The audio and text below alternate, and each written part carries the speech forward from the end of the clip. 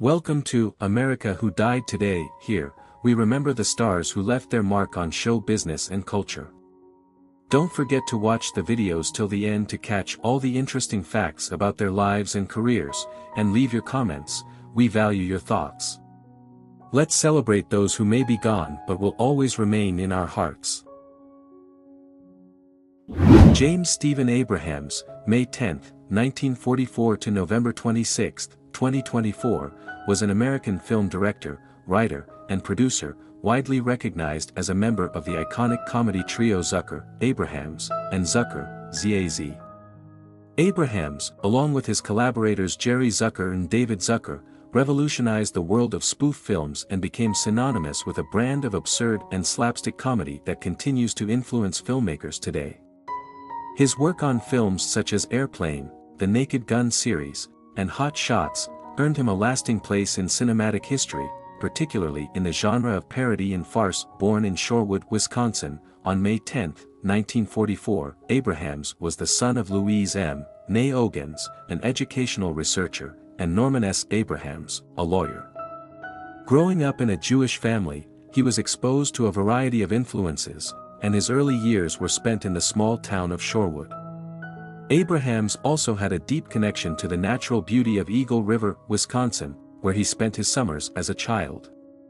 This love for the outdoors remained a constant throughout his life, and the area continued to be a personal retreat for him even in his later years. Abrahams attended Shorewood High School and went on to further his education before becoming part of the vibrant comedy scene that would shape his career. His collaboration with Jerry and David Zucker began when the three men were young, growing up together in Milwaukee. This bond eventually led them to work together professionally, laying the groundwork for their future successes. The trio's comedic sensibilities blended seamlessly, and together, they were responsible for creating some of the most influential comedies of the late 20th century. Abrahams is best known for his work on Airplane, 1980, a film that he co-wrote and directed with the Zucker brothers. The film, a parody of disaster movies, became a landmark in the comedy genre. It is often cited as one of the funniest films ever made, with its quick-fire jokes, visual gags, and absurd scenarios. The film's success earned Abrahams and his collaborators a BAFTA Award nomination for Best Screenplay, solidifying their place in Hollywood. Following the success of Airplane, Abrahams, Jerry, and David Zucker teamed up again to create Top Secret, 1984, another parody film, this time taking on spy thrillers and World War II films. Although Top Secret was not as commercially successful as Airplane, it garnered a cult following and further demonstrated the team's knack for slapstick and surreal humor. Abrahams continued to hone his comedic skills as a director with films like Ruthless People, 1986, Big Business, 1988, and the Hot Shots series. These films were characterized by their rapid-fire comedic timing, zany characters, and playful absurdity, all hallmarks of Abrahams' work. His involvement in the Hot Shots series, which spoofed action movies, notably Top Gun, cemented his position as one of the foremost directors in the spoof genre. However, his work was not confined solely to directing and writing. Abrahams also had a deep personal commitment to important social causes, particularly in the realm of health and medicine. Together with his wife, Nancy Kokuzo, he co-founded the Charlie Foundation to help cure pediatric epilepsy. Abrahams, who was deeply moved by the struggles of children living with epilepsy, was a vocal advocate for the ketogenic diet as a treatment for the condition. His commitment to this cause was unwavering, and he spent considerable time working to raise awareness and promote treatment options for children suffering from epilepsy. Abrahams' career was marked by both personal and professional milestones. He had 3 children, one of whom, his daughter Jamie Abrahams, followed in her father's footsteps to become a comedy writer. Abrahams' influence on the world of comedy extended far beyond his own work, inspiring countless other writers and filmmakers to embrace the absurdity and unpredictability that he and his team made famous. In addition to his film and television work, Abrahams also worked on several other projects that further showcased his versatility. He directed the TV movie, First Do No Harm, 1997, which was executive produced by him, and produced the documentary Voice of the Epilepsies, 2018. He also appeared in various television roles, with a memorable part in the series Big John, Little John, 1976, and the cult favorite Police Squad, 1982, the latter of which led to the creation of the Naked Gun film series. Despite his long-standing career in comedy, Abrahams faced personal challenges that deeply affected him. For over 20 years, he fought a battle with leukemia. His diagnosis came as a shock, and although at one point he went into remission, the disease would eventually return. Abraham's courage in the face of this difficult illness did not go unnoticed, and he continued to work on various projects even as he struggled with his health. On November 26, 2024, James Stephen Abrahams passed away at the age of 80 in Santa Monica, California, after a prolonged battle with leukemia. His death was a profound loss to the film industry and to the countless fans who cherished his work.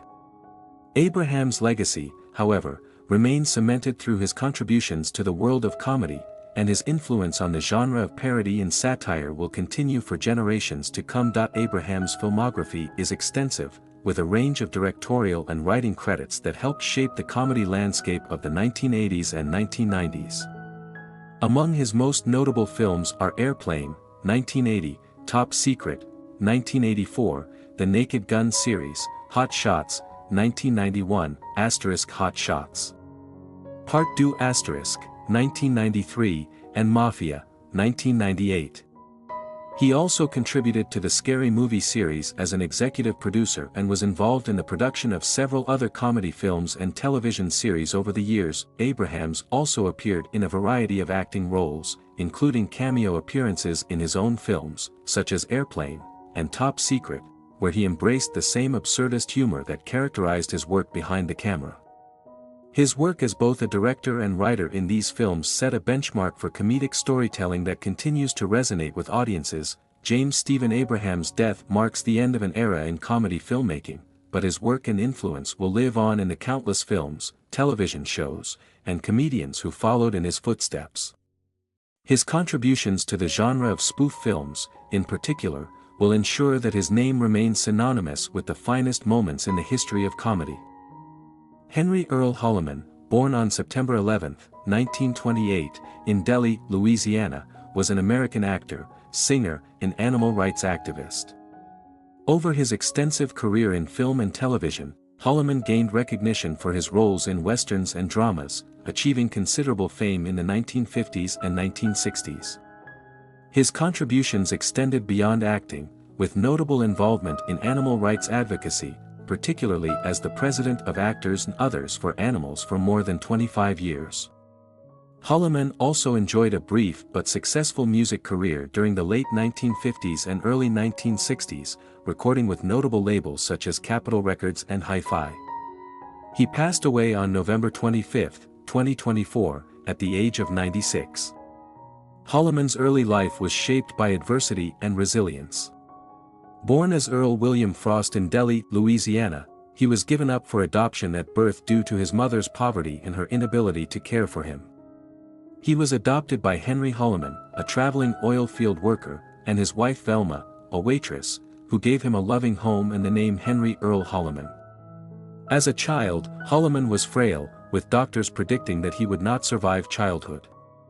However, a dose of castor oil, provided by his aunt, helped save his life and led to his survival. Despite financial hardship, his adoptive parents encouraged his ambitions and gave him the confidence to pursue his dreams. Holliman's early years were spent in Louisiana, and later in Kerrville, Texas, and various parts of Arkansas. He excelled in school and was particularly active in sports, playing football for Oil City High School. He graduated with high honors in 1946, where he also served as senior class president. Following high school, Holliman received a scholarship to Louisiana State University but chose to enlist in the United States Navy instead, a decision that led to significant changes in his life. While stationed in Los Angeles during World War II, Holliman spent his free time at the Hollywood Canteen, talking to stars who supported the troops. His experiences during this time further fueled his desire to pursue acting. After his discharge, he studied acting at the Pasadena Playhouse and the University of California, Los Angeles, while working various jobs to support himself. Holloman's entry into the film industry was anything but conventional. After his studies at the Pasadena Playhouse, he managed to secure a small role in the film Scared Stiff, 1953, starring Dean Martin and Jerry Lewis. This was followed by more minor roles in films like The Girls of Pleasure Island, 1953, and Broken Lance, 1954. These early roles established him as a rising talent in Hollywood.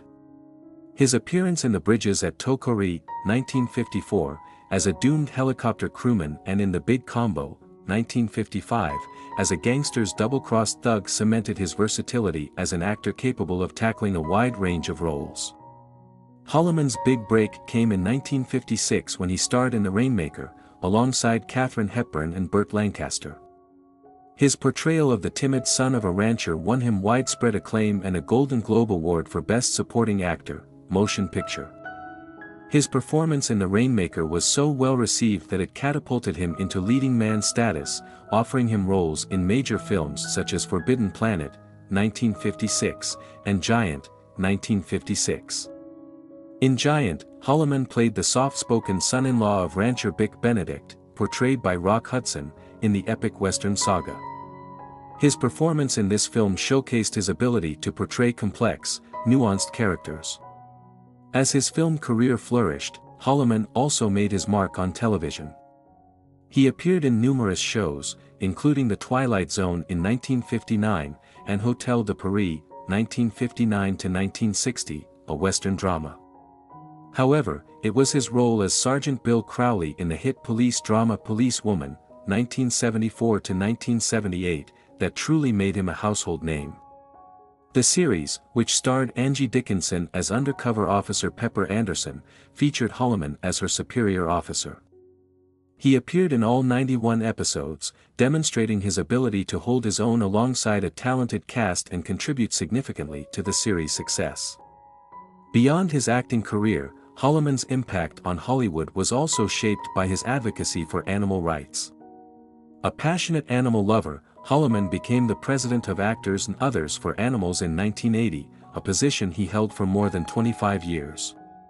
During his tenure, he worked tirelessly to promote animal welfare and prevent animal cruelty in the entertainment industry. He was also a vocal advocate for the humane treatment of animals in zoos, circuses, and laboratories, and used his celebrity status to raise awareness about these issues. Holloman's work in the animal rights movement earned him recognition within both the entertainment industry and the broader community, and he was deeply respected for his compassion and commitment to these causes. In addition to his acting and activism, Holloman briefly pursued a music career during the late 1950s and early 1960s. He recorded several songs for Capitol Records and Hi-Fi, achieving moderate success with singles like You're Gonna Lose That Girl and It's Too Late. Although his music career was short-lived, it demonstrated his versatility as an entertainer and highlighted another aspect of his artistic talent. Holloman continued to work steadily in film and television throughout the 1960s and 1970s, appearing in popular series like The Rockford Files, Gunsmoke, and The Virginian, among others. His final notable appearance came in 1987 when he starred in The Bronx Zoo, a television series in which he played a compassionate zoo manager. Although his screen time diminished in his later years, Holloman remained a beloved figure in Hollywood, known for his generosity and kindness both on and off the set. Despite his fame and success, Holloman was always known for his humility and grounded nature. He never sought the limelight for personal gain and instead preferred to remain behind the scenes, using his position to support causes he deeply cared about. His love for animals and his desire to protect them remained a driving force in his life, even as his career wound down. In addition to his work with Actors and Others for Animals, Holloman also supported organizations like the Humane Society of the United States and the American Society for the Prevention of Cruelty to Animals.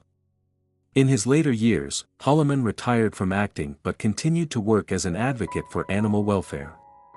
He spent much of his time traveling the world to support various animal-related causes and raising awareness about the importance of adopting rescue animals. He also spent time with his family and friends, enjoying a quieter, more private life than he had earlier in his career. Holloman's passing on November 25, 2024, marked the end of an era in Hollywood. His legacy lives on not only through his work on screen but also through the positive impact he had on animal rights and his commitment to making the world a better place for all creatures.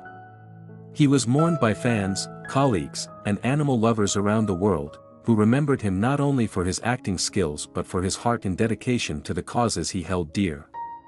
Henry Earl Holloman's life serves as a testament to the power of kindness, perseverance, and passion. His journey from a fragile child predicted to not survive to a respected actor and animal rights advocate is an inspiring one.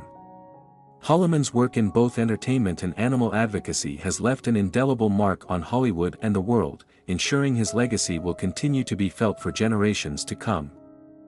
Alfred Jesse Smith, professionally known as Brenton Wood, was an American singer and songwriter who left an indelible mark on the soul and R&B music scene. Born on July 26, 1941, in Shreveport, Louisiana, Wood rose to prominence in the 1960s with a unique blend of catchy melodies, heartfelt lyrics, and a distinctive vocal style. Best known for his 1967 hits, the Oogum Boogum song, Gimme Little Sign, and Baby You Got It, Wood's career spanned decades, during which he remained an influential figure in music. Wood's early years were shaped by his family's move from Shreveport to San Pedro, a neighborhood in Los Angeles, California. This relocation brought him closer to the cultural and musical diversity of the West Coast, which would eventually play a significant role in shaping his artistic sensibilities. During his adolescence, Wood attended San Pedro High School but later transferred to Compton High School. At Compton, his natural athleticism shone, earning him awards as a member of the school's track team. Although his early achievements suggested a promising athletic career, Wood's passion for music was undeniable. After graduating high school, Wood enrolled at East Los Angeles College. Around this time, he began developing his musical identity. Inspired by icons like Jesse Belvin and Sam Cooke, Wood honed his skills as a pianist and songwriter. He adopted the stage name Brenton Wood, which was likely a nod to the affluent Brentwood neighborhood in Los Angeles. This new identity marked the beginning of his journey into professional music. Wood's career had a modest start with early singles released through Brent Records and Wand Records. However, these initial efforts failed to make a significant impact. It wasn't until he signed with Double Shot Records that his career began to gain momentum. His breakout single, the Oogum Boogum song, released in 1967, introduced audiences to his playful and innovative style. The song reached number 19 on the U.S. Billboard R&B chart and number 34 on the Billboard Hot 100. In Southern California, the track performed particularly well, hitting the top 10 on KGB-FM and number 1 on KHJ, highlighting Wood's strong regional appeal. Later that same year, Wood achieved his most enduring success with the release of Gimme Little Sign. This track, with its infectious rhythm and emotive delivery, resonated with listeners far and wide. It climbed to number 9 on the Billboard Hot 100 and number 19 on the R&B chart in the United States. Internationally, it reached number 8 on the UK singles chart. Gimme Little Sign sold over 1 million copies and earned a gold disc, solidifying Wood's place as a rising star in the music industry. Interestingly, the phrase, "Gimme Little Sign," is never actually sung in the song, adding a layer of intrigue to its enduring popularity.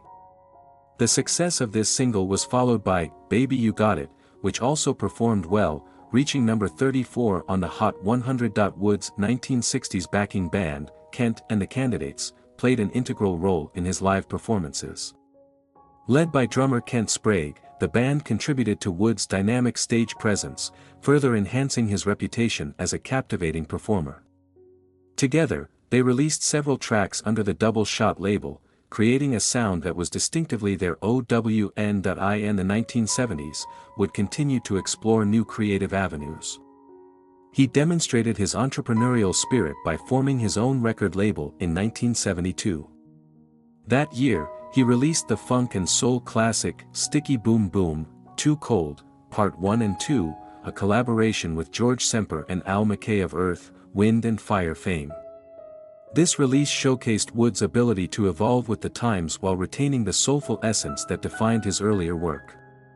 Wood also experimented with duets, recording with Shirley Goodman, adding another dimension to his repertoire. One notable single from this era was "Rainin' Love, You Gotta Feel It," released in 1975. It garnered attention alongside other notable tracks of the time and was predicted to make a strong impact by industry reviewers. Wood's continued output during this period included the charting single, "Come Softly to Me," in 1977, which reached number 92 on the US R&B chart. After a quieter period, Wood experienced a resurgence in the 1980s. His 1986 album Out of the Woodwork featured contemporary re-recordings of his classic hits alongside new material, including the single, "Soothe Me." This release introduced Wood's music to a new generation of fans while reigniting interest among longtime listeners.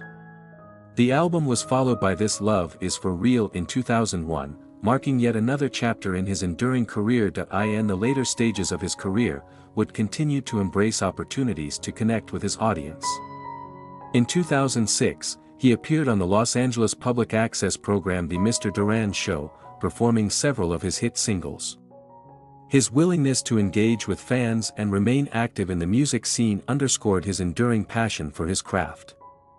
In 2014, Wood collaborated with William Pilgrim and The All Grows Up on a remake of "Gimme Little Sign," featured on their album Epic Endings. This collaboration highlighted Wood's openness to reinterpret his work within a modern context. Wood's influence extended beyond music as his songs found their way into other cultural arenas.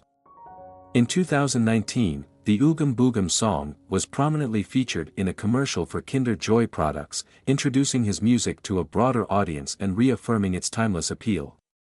In 2024, Wood announced his farewell tour, Catch You on the Rebound, the last tour. This decision marked a celebratory culmination of his decades-long career, providing fans with an opportunity to honor his legacy and bid him farewell. However, the tour was paused in May 2024 due to Wood's hospitalization. Despite hopes for recovery, he passed away on January 3, 2025, at the age of 83, surrounded by loved ones at his home in Moreno Valley, California. Brenton Wood's discography reflects the depth and breadth of his talent. His albums, from the 1967 classic Oogum Boogum to later releases like Lord Hear My Prayer in 2009, capture the evolution of his artistry.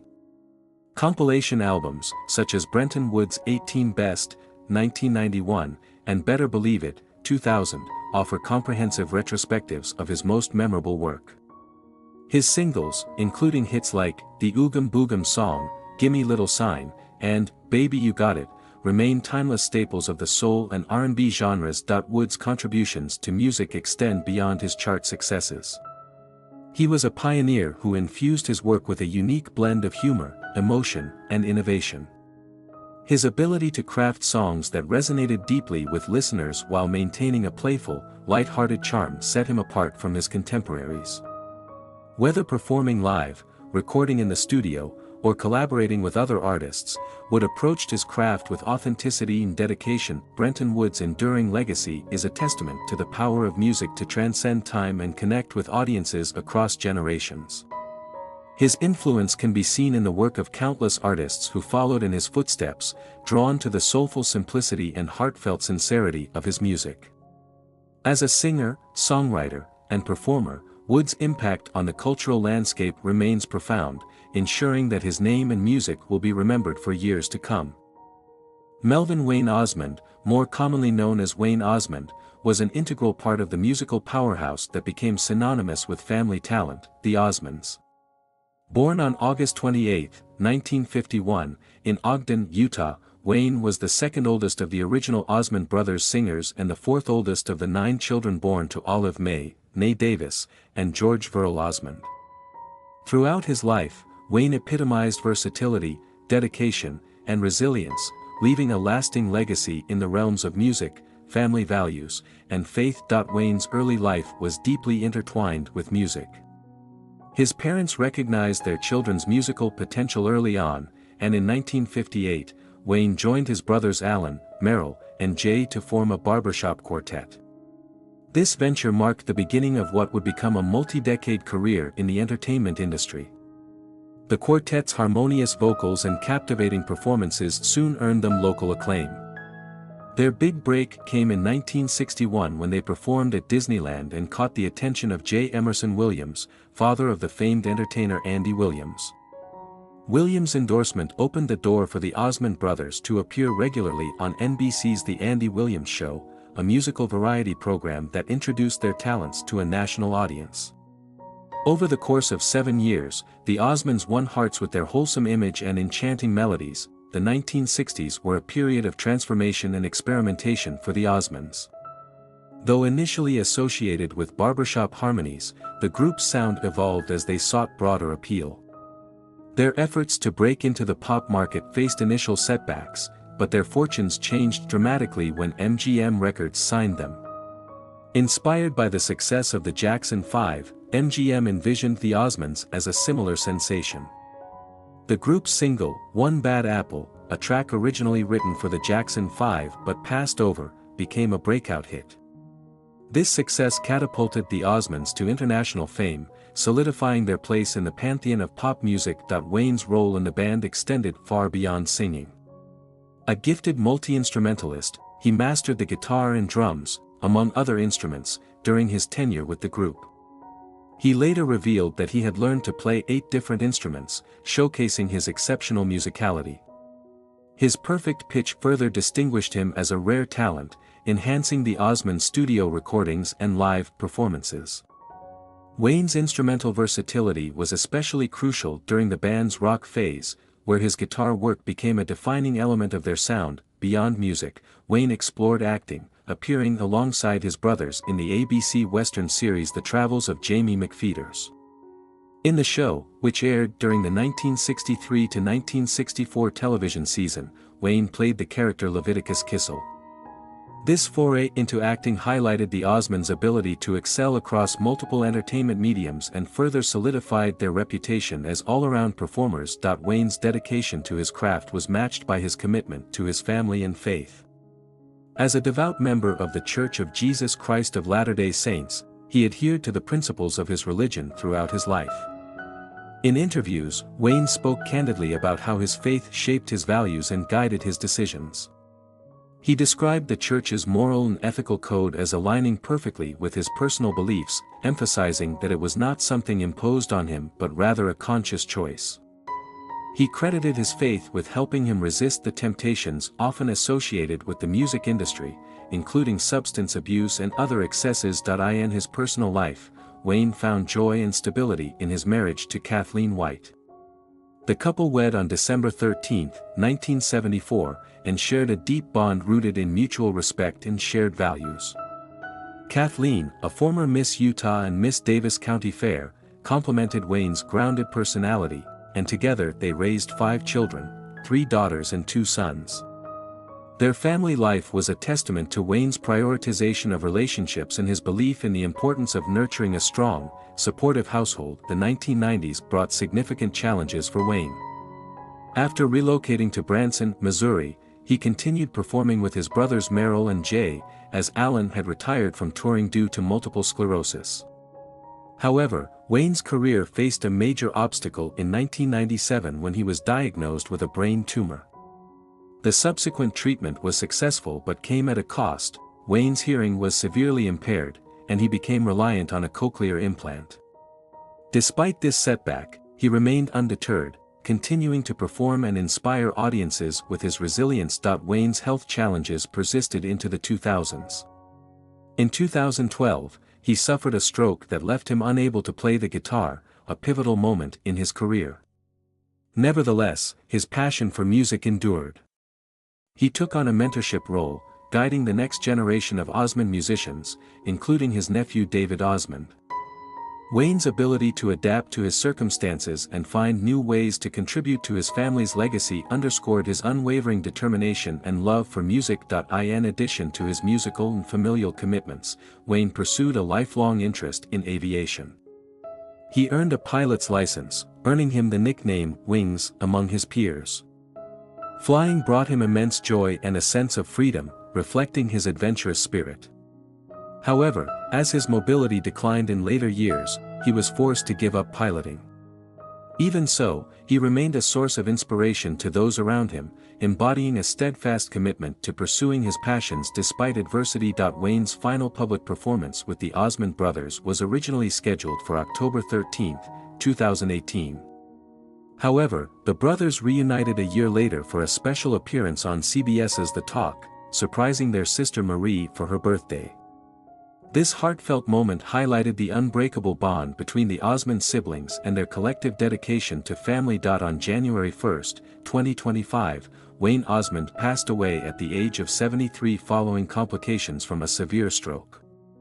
He died at the University of Utah Hospital in Salt Lake City, surrounded by loved ones. His passing marked the end of an era for the Osmond family and their fans worldwide.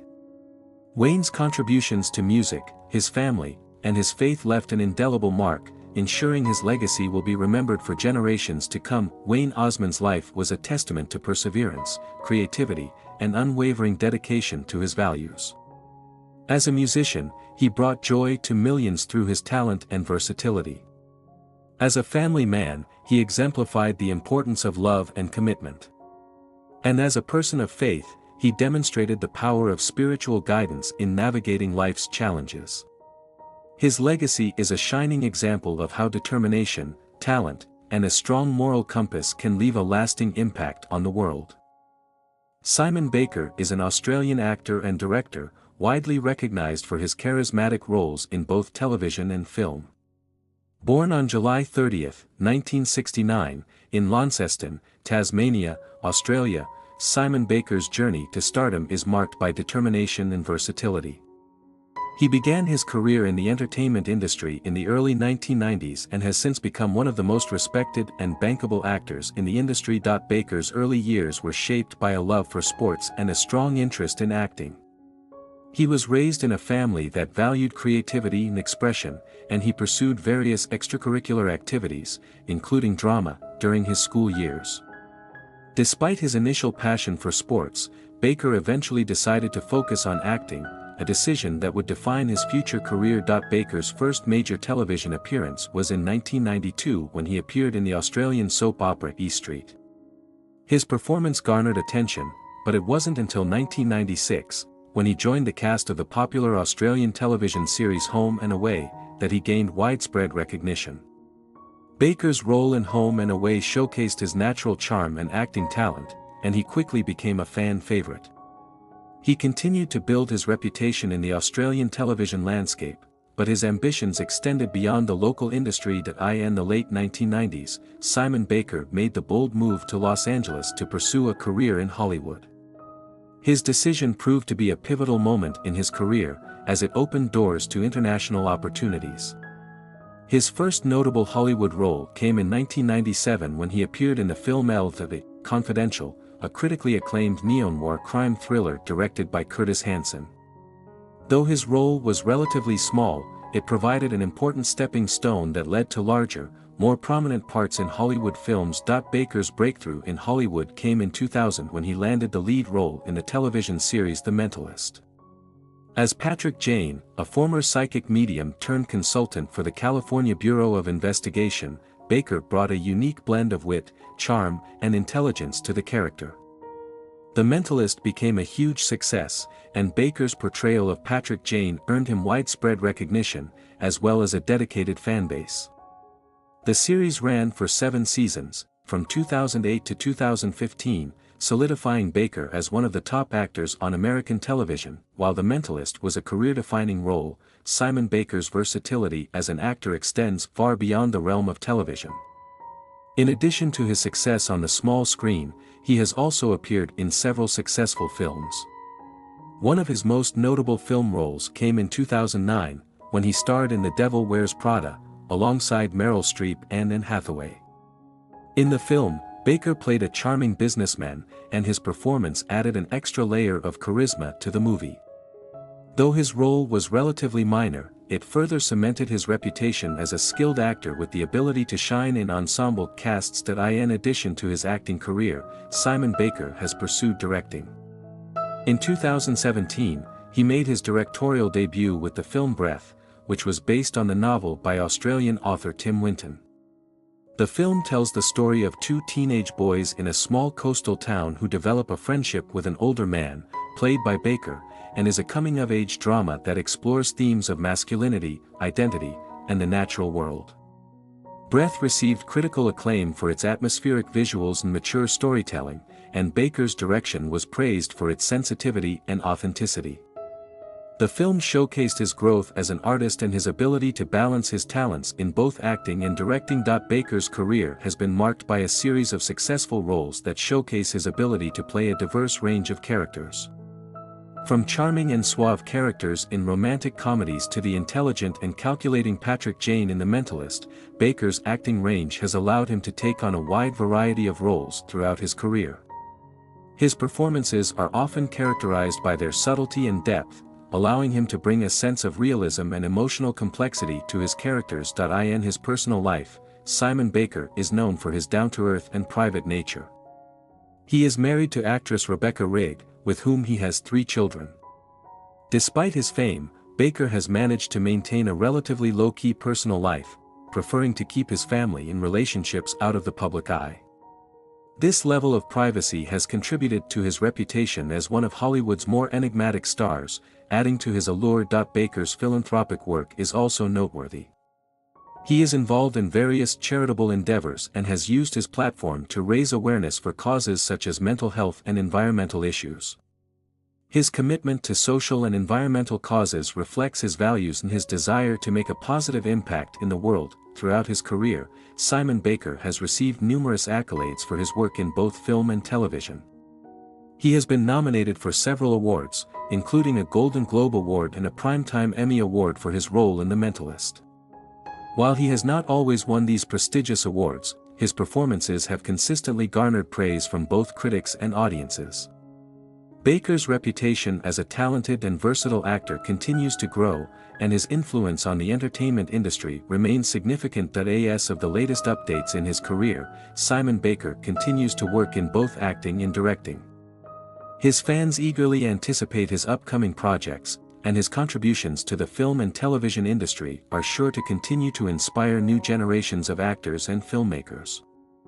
Simon Baker's journey from a young man with a passion for acting to one of Hollywood's most respected and beloved stars is a testament to his dedication, talent, and versatility. In conclusion, Simon Baker's career is a shining example of how perseverance, talent, and passion can lead to success in the highly competitive entertainment industry. From his early days in Australian television to his iconic role in The Mentalist and his successful ventures into directing, Baker has proven himself to be a multifaceted and influential figure in the world of film and television. His contributions to the arts, along with his charitable work and personal integrity, make him a respected and admired figure in Hollywood. Thank you for watching this video. May the memory of these outstanding people continue to inspire us all.